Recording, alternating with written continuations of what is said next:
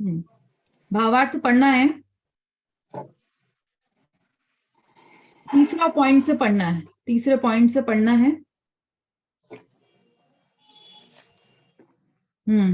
विशु जी पढ़िए।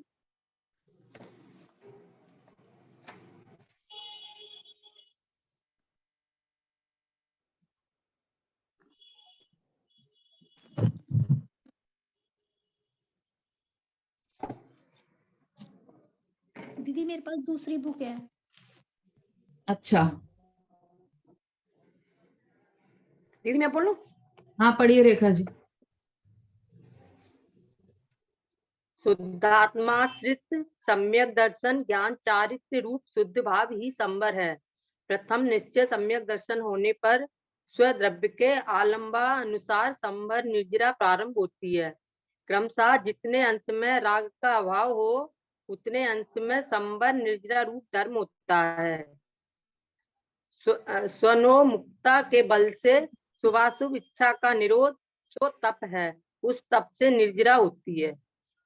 बिल्कुल ठीक है। देखिए बहुत ही इंपॉर्टेंट ये पॉइंट है ये वाला। अभी हमारी संवर तत्व की चर्चा चल रही है ना। जीव अजीव आश्रव बंध, ये 4 तत्वों की चर्चा हम कर चुके हैं। 5वां तत्व है संवर तत्व, इसकी चर्चा हमारी चल रही है। तो संवर किसे कहते हैं, ये यहाँ पर चर्चा चल रही है ना। अब शुद्धात्माश्रित सम्यक दर्शन ज्ञान चारित्र रूप शुद्ध भाव ही संवर है। नास्ति से भी कथन आएगा और अस्थि से भी कथन आएगा। नास्ति से कथन करेंगे तो क्या होगा कि कषाय का अभाव वो संवर है, ये नास्ति से कथन है। कषाय का अभाव हुआ तो प्रगट क्या किया, तो अस्थि से क्या है, शुद्धात्माश्रित सम्यक दर्शन ज्ञान चारित्र रूप शुद्ध भाव ही संवर है। कषाय भाव का अभाव कैसे हुआ कि जब अपनी शुद्धात्मा का आश्रय किया, जब अपनी शुद्धात्मा का आश्रय तो क्या किया, तो क्या हुआ कि सम्यक दर्शन ज्ञान और चारित्र प्रकट हुए। सम्यक दर्शन ज्ञान चारित्र प्रकट हुए, इसका अर्थ क्या है कि जो अनादि से जो शुभ और अशुभ के परिणाम चल रहे थे उससे अलग, उससे अतिरिक्त, उससे अलग एक नया प्रकार का जो परिणाम आया, शुद्ध भाव वीतराग का रूप परिणाम वह प्रकट हुआ, अर्थात संवर प्रकट हुआ। कैसे हुआ संवर प्रकट, कि अपनी शुद्ध आत्मा का आश्रय लेने से ही संवर प्रकट हुआ। शॉर्ट में बोले तो शुद्धात्मा का आश्रय लेने से संवर प्रकट हुआ और सम्यक दर्शन ज्ञान चारित्र प्रारंभ हुआ वहीं से। प्रथम निश्चय सम्यक दर्शन होने पर स्वद्रव्य के आलंबनानुसार संवर निर्जरा प्रारंभ होती है। सबसे पहले निश्चय सम्यक दर्शन होगा, प्रथम निश्चय सम्यक दर्शन। निश्चय सम्यक दर्शन सबको पता है ना, कैसे होता है निश्चय सम्यक दर्शन? पूछूं किसी से भी? चलिए अनीता जी बोलिए। हाँ, उपयोग यहां रखना पड़ेगा, रिवीजन भी करना पड़ेगा, पढ़ाई भी करना पड़ेगी, पाठशाला है ये। जो आपने नोट्स बनाए हैं उनकी रीडिंग तो कम से कम करनी पड़ेगी। हाँ बोलिए। सम्यक चारित्र निश्चय सम्यक दर्शन ज्ञान पूर्वक होता है। नहीं, सम्यक चारित्र का प्रश्न नहीं है। प्रश्न मेरा ये है कि निश्चय सम्यक दर्शन अर्थात क्या, निश्चय सम्यक दर्शन कैसे होता है?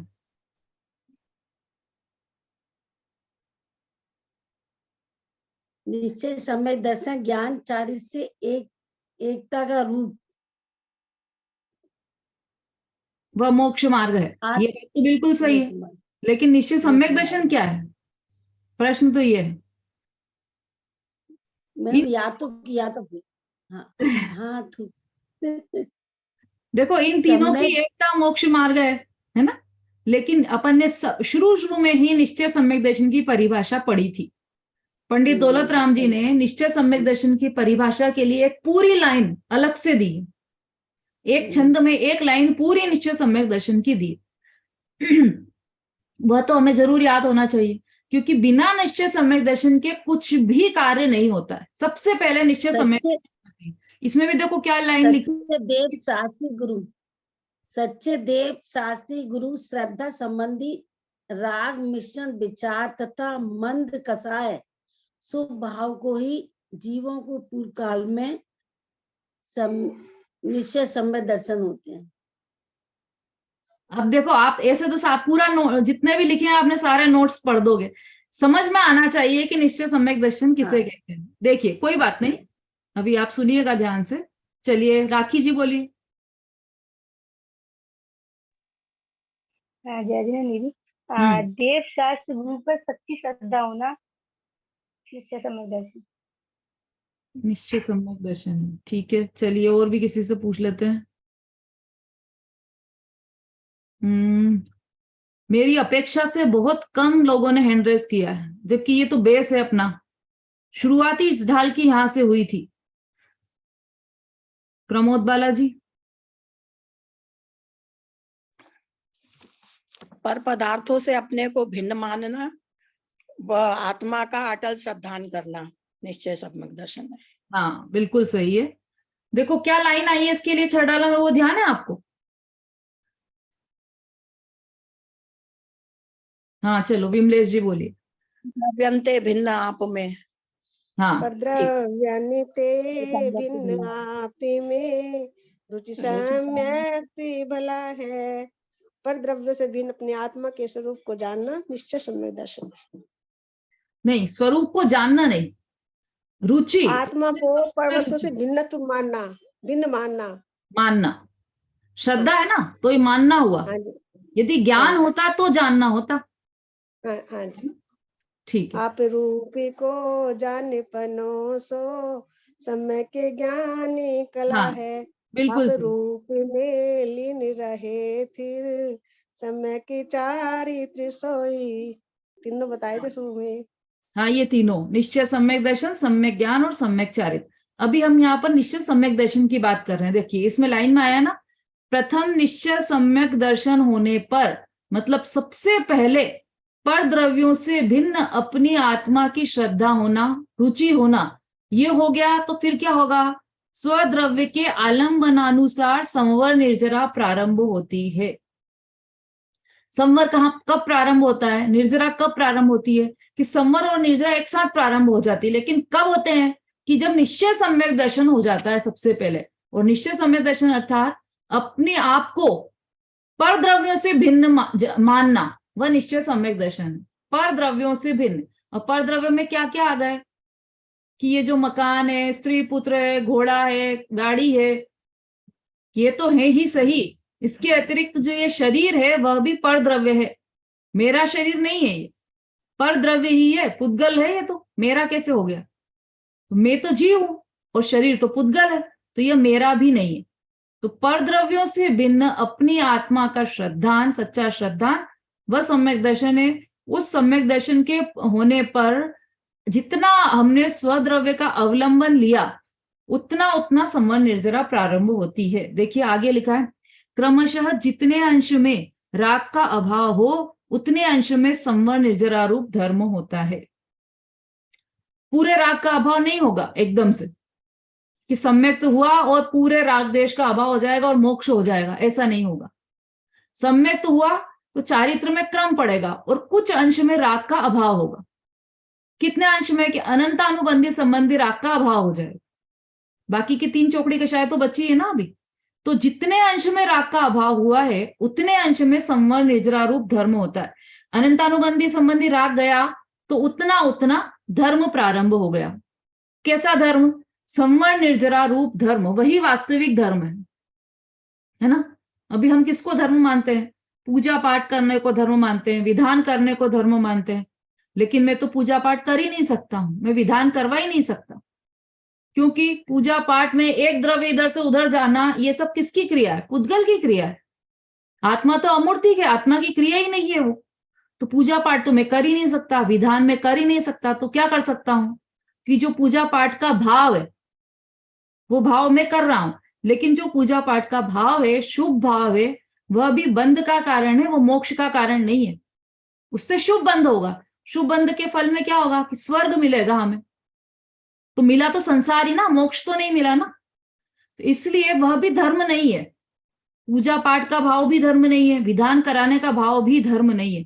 तो धर्म क्या है, मतलब इससे बंध ही होता है। पूजा पाठ का भाव भी करेंगे तो उससे बंध ही होगा, संवर निर्जरा नहीं होगी। संवर निर्जरा किससे होगी, एकमात्र शुद्ध भाव के आश्रय से संवर निर्जरा होगी। और शुद्ध भाव कैसे होगा कि अपनी आत्मा की सच्ची श्रद्धा करने से शुद्ध भाव प्रकट होगा। सीधा सीधा हम ये लगाएं कि अपने आत्मा का श्रद्धान अर्थात निश्चय सम्यक दर्शन से ही संवर निर्जरा का प्रारंभ होगा। ठीक है, इसमें उतने अंश में जितना हुआ है धर्म का प्रारंभ, उतने अंश में ही संवर निर्जरा रूप धर्म होता है।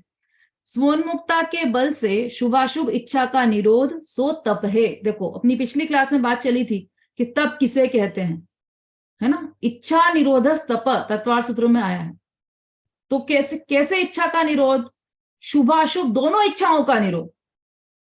ऐसा नहीं कि अशुभ की इच्छा का निरोध तो तप है, लेकिन शुभ की इच्छा तो हम करेंगे नहीं, शुभ भाव तो हम करेंगे।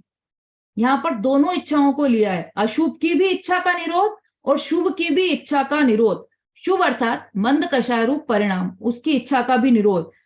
कब होगा ये निरोध, स्वोन्मुक्ता के बल से, अपनी आत्मा के आश्रय के बल से। अपनी आत्मा का आश्रय होगा तो न शुभ इच्छा उत्पन्न होगी न अशुभ इच्छा उत्पन्न होगी। तो क्या हो जाएगा कि वह तप हो जाएगा। इच्छा का निरोध मतलब इच्छा का उत्पन्न ही नहीं होना, वह तप है। उस तप से निर्जरा होती है। ये निर्जरा का यहां पर बता दिया। अब देखिए और थोड़ा स्पष्ट करते हैं यहाँ पर चौथे पॉइंट में और पांचवें पॉइंट में संवर और निर्जरा का स्वरूप वापस समझा रहे हैं। यहाँ पर उसकी परफेक्ट परिभाषाएं बताएंगे। पढ़िए समता भाभी, पढ़िए संवर।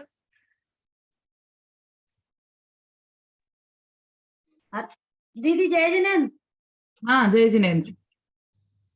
मैंने अभी किताब नहीं निकाली। अच्छा आपका हैंड रेस था ना, इसलिए आपका नाम लिया। चलिए रूबी जी पढ़िए।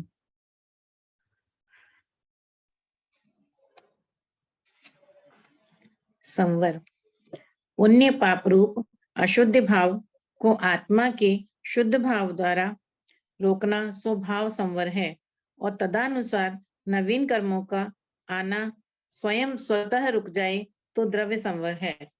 हाँ देखो कितनी अच्छी परिभाषा दी है संवर की। देखो पहले संवर पढ़ते हैं अपन, फिर निर्जरा पढ़ेंगे।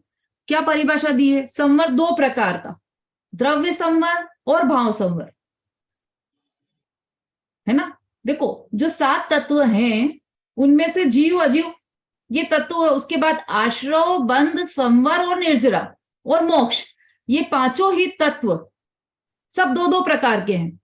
द्रव्य संवर द्रव्य निर्जरा, द्रव्य आश्रव भाव आश्रव, द्रव्य बंध भाव बंध, द्रव्य निर्जरा भाव निर्जरा, द्रव्य मोक्ष और भाव मोक्ष, सब ये 2-2 प्रकार के हैं।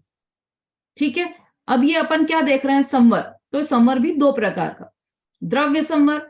जो ये द्रव्य द्रव्य शब्द है ना, ये कर्मों की अपेक्षा से, और जो भाव भाव शब्द है वह आत्मा के परिणामों की अपेक्षा से है। वो वाले सारे जितनी भी भाव संवर, जैसे ये भाव आश्रय, ये सब जितनी भी परिभाषा है ना, वह आत्मा के एंगल से दिखाई गई परिभाषा है। और कर्मों के एंगल से दिखाएंगे तो द्रव्य संवर द्रव्य निर्जरा ये वाली परिभाषाएं आएंगी। ठीक है, चलिए अभी द्रव्य अपन पहले भाव संवर देखते हैं। पुण्य पाप रूप अशुद्ध भाव को आत्मा के शुद्ध भाव द्वारा रोकना स्वभाव संवर है। भजन सुना होगा आप सभी ने। परिणति सब जीवन की 3 भांति वरनी, एक पाप एक पुण्य एक राग हरनी। परिणति सब जीवन की 3 भांति वरनी। सब जीवन की, सब जीवों की 3 प्रकार की परिणति होती है, सिर्फ 3 प्रकार। कौन कौन सी? एक पाप मतलब पाप भाव, एक पुण्य मतलब शुभ भाव, पाप मतलब अशुभ भाव, पुण्य मतलब शुभ भाव, और एक राग हरनी, राग को हरने वाली वीतराग परिणति। ये 3 प्रकार के ही परिणाम हो सकते हैं जीव के, इसके अतिरिक्त तो कोई चौथे प्रकार के परिणाम नहीं होते। या तो अशुभ राग रूप होंगे, या शुभ राग रूप होंगे, या फिर वीत राग रूप परिणाम होंगे। हमने अनादि से ये दो प्रकार के परिणाम तो किए हैं, शुभ राग रूप भी और अशुभ राग रूप भी। जब जब अशुभ राग के परिणाम हुए तो उसके फल में हमें नरक निगोद गति मिली, और जब शुभ राग के परिणाम हुए, मंद कषाय रूप परिणाम हुए, तो उसके फल में हमें स्वर्ग और मोक्ष, स्वर्ग गति मिली, स्वर्ग और मनुष्य गति मिली, है ना। तो शुभ परिणाम और अशुभ परिणाम, इन दोनों में से कौन सा परिणाम करना योग्य है? इन दोनों में से कौन सा परिणाम करना चाहिए? राखी जी।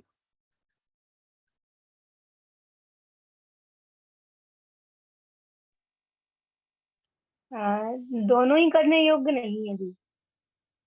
दोनों ही नहीं, पूजा पाठ के परिणाम भी नहीं करना चाहिए। शुभ परिणाम, हाँ शुभ परिणाम होंगे जैसे तो शुद्ध परिणाम बनेंगे। शुभ परिणाम से शुद्ध परिणाम बनेंगे, ऐसा? चलिए ठीक है। सरिता जी बोलिए। दीदी अनीता जी सोच के रखना, आपसे पूछने आ रही हूं मैं अभी। हाँ बोलिए सरिता जी। ऐसे तो निश्चय से बोले तो शुभ और अशुभ दोनों ही परिणाम छोड़ने योग्य रहते हैं। बीतराग परिणाम को, शुद्ध परिणाम को ग्रहण करना चाहिए, परंतु शुभ भावों में चलना चाहिए, पर उसमें अटकना नहीं चाहिए। उसको शुभ में बढ़ते बढ़ते शुद्ध तक पहुंच जाना चाहिए। शुभ बढ़ते बढ़ते शुद्ध तक पहुंच सकते हैं क्या? नहीं, ये क्या, व्यवहार से तो शुभ भाव अपने, अगर शुद्ध होंगे तो व्यवहार से शुभ भाव अपने आप हो जाते हैं, पर वो अब इतना अच्छा हम नहीं समझा पा रहे। हाँ ठीक है, ठीक। चलिए, हाँ संगीता जी बोलिए। दीदी शुभ अशुभ दोनों ही परिणाम कोई भी अच्छे नहीं है, चाहे सोने की बेड़ी हो चाहे लोहे की बेड़ी हो, दोनों ही मतलब बंद का कारण है। और फिर भी अशुभ अशुभ अशुभ करने से अच्छा शुभ में लगाओगे तो ठीक रहेगा। अच्छा ठीक है। देखो, ये जो शुभ भाव की मिठास है ना, ये अनादि से हमारे जेहन में पड़ी हुई है कि अशुभ से तो अच्छा है ना शुभ, अशुभ से तो अच्छा है ना शुभ, तो हम ये कर रहे हैं। ये सोचकर हम उस शुभ भाव में संतुष्ट हो रहे हैं अनादिकाल से, और अनादि से अनंत बार हमने शुभ परिणाम किए हैं। स्वर्ग गति हमें अनंत बार मिली है, अनंत बार हम देव बने हैं। जबकि ये देखा जाए तो देव गति हमें ज्यादा मिली है, मनुष्य गति से भी ज्यादा बार देव गति मिली है हमें। तो देव गति क्यों मिलती है? कि शुभ परिणामों के कारण। इसका मतलब हमने शुभ परिणाम ज्यादा किए, और शुभ परिणाम ज्यादा करने के बाद भी हम इस संसार में भटक रहे हैं। इसका अर्थ शुभ परिणाम भी छोड़ने योग्य है। अनादि से किए है ना, तो शुभ परिणाम भी छोड़ने योग्य है। ये बोलते समय हमें डर लगता है कि अरे हम ऐसा कैसे बोल दें कि शुभ परिणाम छोड़ने योग्य है। हिम्मत चाहिए इसमें बोलने में, ऐसा लगता है। लेकिन जब स्पष्ट दिख रहा है हमें कि शुभ परिणाम भी बंध का ही कारण है, आश्रव का कारण है, बंध का कारण है, और हम छोटे छोटे बच्चों को सिखाते हैं कि आश्रव और बंध तो है, छोड़ने योग्य है, दुखदायी है ना। तो फिर अब क्या होता है हमें कि शुभ भाव का नाम सुनते से अंदर में मिठास आ जाती। कम से कम हमें स्वर्ग का सुख तो मिलेगा, कम से कम अनुकूल संयोग तो मिलेंगे, हमें कोई बाहर से दुख तो नहीं मिलेगा, निरोगी शरीर तो मिलेगा। ये सोचकर उसकी मिठास में हम रच जाते हैं, पच जाते हैं। अनादि से यही तो हो रहा है, और उस शुभ भाव में संतुष्ट हो जाते हैं। इवन भगवान के दर्शन करते समय भी हमें ये चिंतन चलता रहता है, हे भगवान हमें अगली गति स्वर्ग गति देना। हम भूल कर भी नरक में नहीं जाना चाहते, हम भूल कर भी तिरंज नहीं बनना चाहते, क्योंकि हमें दुख दिखाई देते हैं तिरंज के, है ना। अच्छा, एक प्रश्न ये है अपना कि मान लो भगवान ने आपकी सुन ली और आपको स्वर्ग में पहुंचा दिया, फिर क्या करोगे आप स्वर्ग में जाके? क्या विशेष कार्य करोगे? जितनी अनुकूलता है स्वर्ग में वैसी तो यहाँ पे है आपके पास अभी भी, है ना। इतना तो है कि आप क्लास में बैठ पा रहे हैं, सुन पा रहे हैं, धर्म की बात भी सुन रहे हैं, अच्छे अच्छे पति अच्छे पुत्र सब मिल गए, और इतना पैसा तो है आपके पास कि जीवन यापन कर रहे हैं, सब अच्छा मिल गया, अब इससे ज्यादा क्या करोगे आप स्वर्ग में जाके? है कुछ ऐसा विशेष कि स्वर्ग में अप्सराएं मिलेंगी, स्वर्ग में अच्छे देव मिलेंगे? ये चिंतन है क्या हमारा? ये भी चिंतन नहीं, तो फिर हम स्वर्ग में जाना क्यों चाहते हैं? हाँ अनीता जी आप बोलिए, चलिए कुछ प्रश्न है आपका? बोलिए बोलिए। हाँ, यदि यहाँ सब कुछ मिला है, इससे भी अच्छा पुण्य करना, परोपकार बनना